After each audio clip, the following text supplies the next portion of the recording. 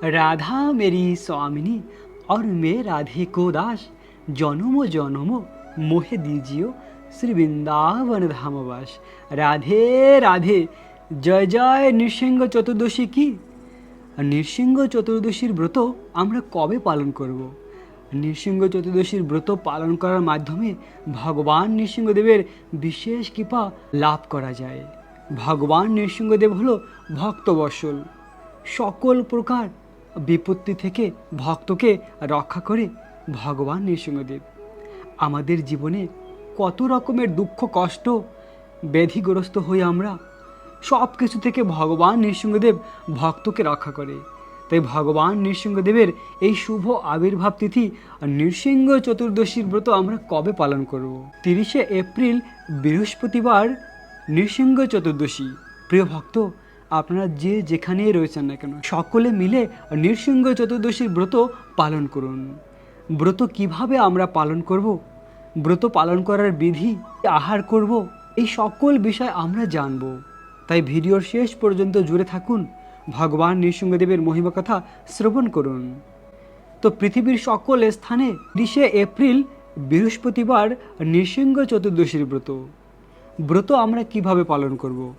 নৃসিংহ চতুর্দশীর দিন বৃহস্পতিবার ব্রহ্ম মুহূর্তে ঘুম থেকে উঠে স্নান করে তিলক ধারণ করুন, তুলসী মহারানীর আরতি করুন, তুলসী মহারানীর পরিক্রমা করুন, ভগবানের মঙ্গল আরতি করুন। আর সকাল থেকে সন্ধ্যা পর্যন্ত অর্থাৎ গোধূলি পর্যন্ত উপবাস। সন্ধ্যার পরে একাদশীর প্রসাদ গ্রহণ করা যায়। আর কেউ চাইলে দুপুর 12টার পরেও ফল আহার করতে পারে। যদি কেউ একান্তই না থাকতে পারে তাহলে সে দুপুর 12টার পরে ফল আহার করুন। আর যার সম্ভব সে সন্ধ্যার পরে ভগবান নৃসিংহদেবের অভিষেকের পরে তারপরে একাদশীর প্রসাদ গ্রহণ করুন এবং নৃসিংহ চতুর্দশীর পরের দিন সকালে অন্ন প্রসাদ গ্রহণ করুন। এভাবে নৃসিংহ চতুর্দশীর দিন সকল প্রকার রবি শস্য বর্জনীয়। একাদশীর মতনই শুধুমাত্র অনুকল্প প্রসাদ গ্রহণ করা যাবে, তাও সন্ধ্যার পরে, গোধূলির পরে। কেনই বা গোধূলি পর্যন্ত, সন্ধ্যা পর্যন্ত উপবাস? সেই লীলা কথা আমরা শ্রবণ করব। ভগবান নৃসিংহদেব আবির্ভূত হয়েছেন তার ভক্তকে রক্ষা করার জন্য। তার অনন্য শুদ্ধ ভক্ত প্রহ্লাদ মহারাজকে রক্ষা করার জন্য ভগবান নৃসিংহদেব আবির্ভূত হয়েছেন। যে সকল ভক্তরা ভগবানকে ভালোবাসে, নৃসিংহ ভগবানের কাছে প্রার্থনা করে, সকলকে ভগবান রক্ষা করে। তো প্রহ্লাদ মহারাজ ছিল ভগবান নৃসিংহদেবের এক অনন্য শুদ্ধ ভক্ত। প্রহ্লাদ মহারাজ তার মায়ের গর্ভে যখন ছিল, কয়াদুর গর্ভে, তখন থেকে নারদ মুনির মুখে ভগবানের কথামৃত শ্রবণ করে ভগবানের ভক্ত হয়েছে। জন্মের পর থেকে তিনি ভগবানের ভক্তি করে। কিন্তু তার পিতা ছিল অসুর, হিরণ্যকশিপু। প্রহ্লাদ মহারাজ ছোটবেলা থেকেই ভগবানের অনন্য ভক্ত ছিল, কিন্তু তার পিতা ছিল বিপরীত, অসুর। তো প্রহ্লাদ মহারাজ যদিও ভগবানের শুদ্ধ ভক্ত, নিষ্পাপ ছিল, কিন্তু তাও তাকে বিভিন্নভাবে কষ্ট দিয়েছে তার নিজেরই পিতা। কেন না, সে বিষ্ণু ভক্ত, এটাই তার অপরাধ। এভাবে অনেকভাবে মারার চেষ্টা করেও কোনোভাবে প্রহ্লাদ মহারাজকে মারতে পারেনি।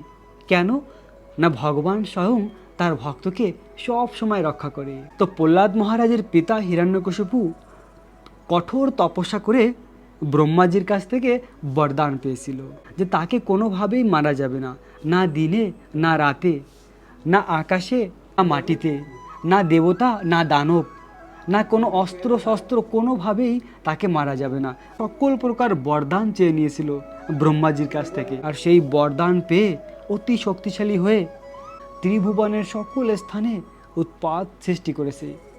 ভগবানের ভক্ত, ভগবানের মূর্তি, এই সব কিছু ভেঙে দিয়েছে। আর একমাত্র তার পুত্র ছিল প্রহ্লাদ মহারাজ, তাকেও বিভিন্নভাবে কষ্ট দিয়েছে, মারার চেষ্টা করেছে। কিন্তু যতবার চেষ্টা করে ভগবান তাকে রক্ষা করে। তো এভাবে প্রচুর পরিমাণে চেষ্টা করে যখন ব্যর্থ হয়েছে, তখন হিরণ্যকশিপু অনেকটা হতাশ আর তার পুত্রকে জিজ্ঞাসা করেছিল, কোথায় তোমার বিষ্ণু? সে কি এই খাম্বার মধ্যে রয়েছে? তো ভগবানের এই অনন্য ভক্ত প্রহ্লাদ মহারাজ তিনি বলেছিলেন, আমার ভগবান সর্বত্র রয়েছে, এই খাম্বার মধ্যেও রয়েছে। তো তখন হিরণ্যকশিপু সেই খাম্বার উপরে তার গদা দিয়ে প্রহার করেছিল।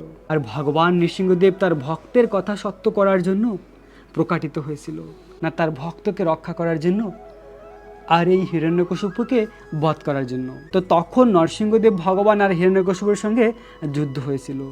অনেক সময় ভগবান বীর রস আস্বাদন করেছিল, কেননা এদিকে ব্রহ্মাজির যে বরদান, সেই বরদানকেও বাঁচাতে হবে।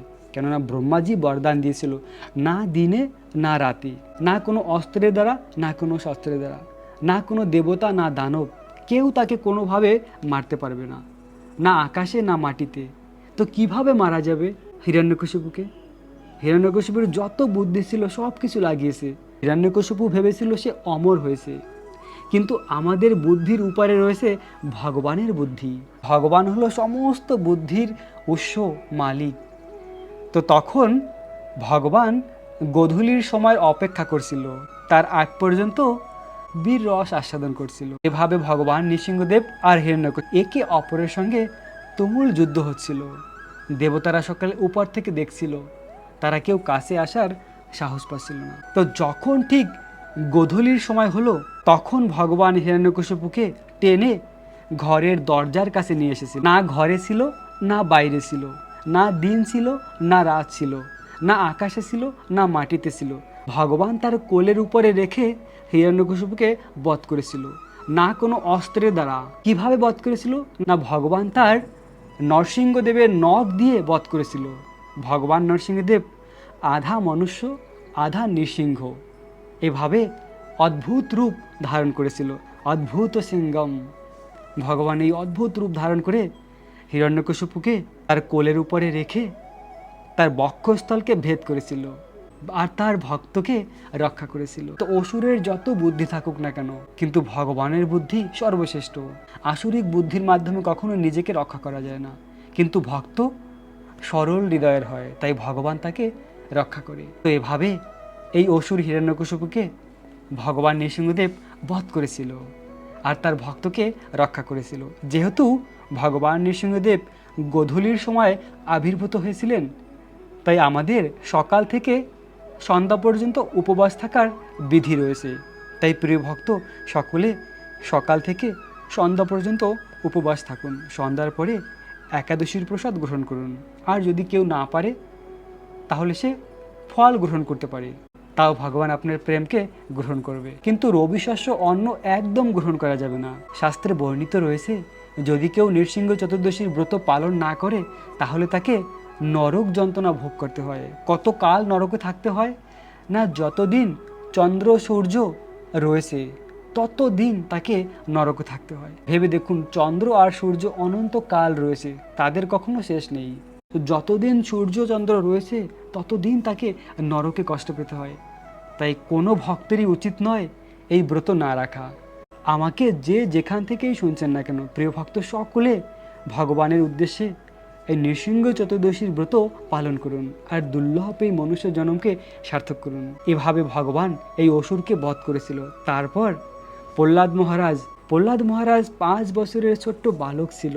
তিনি তখন চেয়েছিল ভগবানকে একটি মালা পরানোর জন্য। তো ভগবান অনেক বৃহৎ রূপে ছিল নরসিংহদেব ভগবান, আর প্রহ্লাদ মহারাজ ছোট্ট তার চরণের কাছে বসেছিল।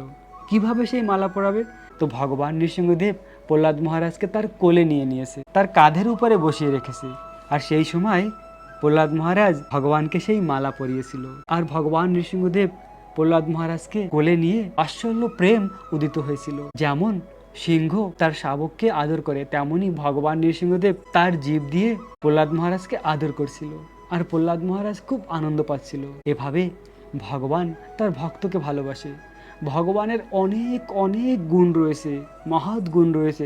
তার মধ্যে সর্বশ্রেষ্ঠ গুণ হলো ভক্তবৎসলতা। ভগবানের ভক্তের প্রতি প্রেম, এই গুণ সব থেকে মহান ভগবানের। তো তখন ভগবান নরসিংহদেব প্রহ্লাদ মহারাজকে এভাবে রক্ষা করেছিল। আর তারপরে প্রহ্লাদ মহারাজের প্রার্থনার মাধ্যমেই ভগবান শান্ত হয়েছিল। 33 কোটি ডেমিগড, ব্রহ্মা, শিব, কেউ ভগবানের উগ্র মূর্তিকে শান্ত করতে পারে না, কেউ না। কিন্তু প্রহ্লাদ মহারাজের প্রেমের মাধ্যমে ভগবান শান্ত হয়েছিল। তো এভাবে ভগবান তার ভক্তকে রক্ষা করে। আজও, এখনো, সব সময়, শুধুমাত্র প্রহ্লাদ মহারাজ নয়, সকল ভক্তকে ভগবান নৃসিংহদেব রক্ষা করে। যদি ভক্তর হৃদয় থেকে প্রার্থনা করে ভগবান তাকে অবশ্যই রক্ষা করবেন। কেননা এই ভগবান নৃসিংহদেবের রূপটি হলো ভক্তকে রক্ষা করার জন্য। ভক্তের প্রতি এক আলাদা প্রেম ভগবান নৃসিংহদেবের। তাই ভক্ত যদি হৃদয় থেকে প্রার্থনা করে ভগবান তার প্রার্থনা শুনে। সকলে এই ব্রত পালন করে জীবনকে ধন্য করুন। অনন্য প্রেম ভক্তি লাভ করা যায় ভগবান নৃসিংহদেবের ব্রত পালন করার মাধ্যমে। আরেকটি অনেক ইম্পর্টেন্ট গুরুত্বপূর্ণ, এই জগতে 9টি গ্রহ রয়েছে, নবগ্রহ। সেই নবগ্রহের দোষ থেকে মুক্ত হওয়া যায় ভগবান নৃসিংহদেবের আবির্ভাব তিথির ব্রত পালন করার মাধ্যমে। কারো রাহু কেতু বিভিন্ন রকমের দশা থাকে, বিভিন্ন রকমের গ্রহের প্রভাব থাকে। এর মাধ্যমে আমরা কখনো কেউ অনেক ব্যাধিগ্রস্ত হয়, কখনো তার বিভিন্ন রকমের সমস্যায় জর্জরিত এই সংসারে। আমরা সেই সকল দুঃখ কষ্ট অনর্থক থেকে মুক্ত হওয়ার একমাত্র উপায় ভগবান নৃসিংহদেবের এই আবির্ভাব তিথির দিন নৃসিংহ চতুর্দশীর ব্রত পালন করা। তো নৃসিংহ চতুর্দশীর দিন সকাল থেকে ভগবান নৃসিংহদেবের কথামৃত শ্রবণ করুন। নৃসিংহ চতুর্দশীর দিন সকালেই ভগবান নৃসিংহদেবের পুরো লীলাকথার ভিডিও আপলোড করব বৃন্দাবন ধামকে দর্শন করাতে করে। সেই কথা শ্রবণ করুন এবং ভগবান শ্রীকৃষ্ণের দিব্য নাম হরে কৃষ্ণ মহামন্ত্র জপ করুন। হরে কৃষ্ণ কৃষ্ণ কৃষ্ণ হরে হরে, হরে রাম রাম রাম হরে হরে। এই মহামন্ত্র হলো এই কলিযুগের যুগ ধর্ম। এই মন্ত্র জপ করুন নৃসিংহ চতুর্দশীর দিন। আর তাছাড়া প্রতিদিন এই মন্ত্র আমাদের জপ করা উচিত। এভাবে এই ব্রত পালন করে জীবনকে ধন্য করুন। প্রিয় ভক্ত, আশা করি আপনারা সকলে এই ব্রত পালন করে দুর্লভ মনুষ্য জন্মকে সার্থক করবেন। রাখবেন নিজেদের অনেক অনেক যত্ন, থাকবেন কৃষ্ণ ভাবনাময়। রাধে রাধে।